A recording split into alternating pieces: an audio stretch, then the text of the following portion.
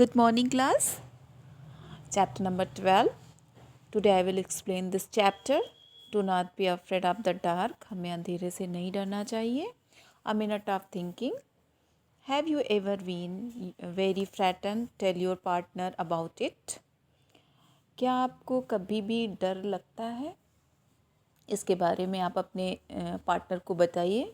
Before you read, do not be afraid of the dark is a short poem of 8 lines where the poet tells a little one not to be afraid of the dark.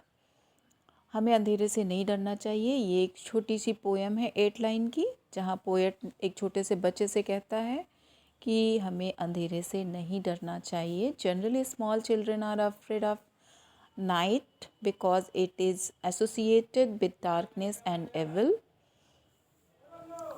Generally मतलब होता है बच्चों, आमतौर पर छोटे बच्चे जो होते हैं वो अंधेरे यानी रात से डरते हैं, क्योंकि इनसे इस अंधेरे से जुड़ी हुई कुछ बुराइयां भी होती हैं.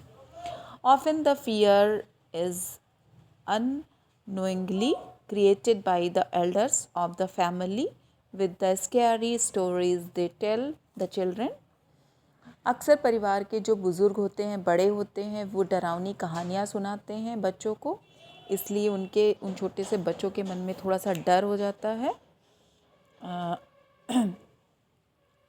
The poet thus addresses one such little child not to be afraid of the dark and explain why it is important for the night to come after day. तो कवि इसीलिए एक छोटे से बच्चे को कहता है कि अंधेरे से हमें नहीं डरना चाहिए, क्योंकि हर रात के बाद एक नई सुबह आती है और ये महत्वपूर्ण है. उस सुबह का आना ही बहुत ही महत्वपूर्ण है. Read this poem. तो चलिए हम इस पोएम को स्टार्ट करते हैं. Don't be afraid of the dark little one. The earth must rest when the day is done. The sun must be harsh, but moonlight never, and those stars will be shining forever and ever. जो poet है बच्चों, वो कहते हैं कि अंधेरे से मत डरो छोटे बच्चों, क्योंकि अंधेरे से हमें डरना भी नहीं चाहिए. जब दिन बीत जाता है तो पृथ्वी भी आराम करती है. The sun must be harsh, but moonlight never. सूर्य की रोशनी जो होती है कभी कभी हमें बहुत कष्ट देती है, लेकिन जो चाँद होता है, जो चंद्रमा की चांदनी होती है, वो हमें कभी भी परेशान नहीं करती है. And those stars will be shining for ever and ever. और जो आसमान में तारे चमकते हैं वो हमेशा ऐसे ही चमकते रहेंगे. Be friends with the night, there is nothing to fear. Just let your thoughts travel to friends far and near.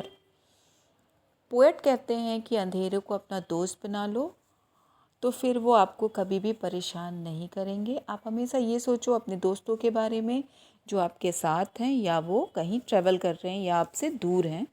By day it does seem that our troubles won't cease, but at night, late at night, the world is at peace.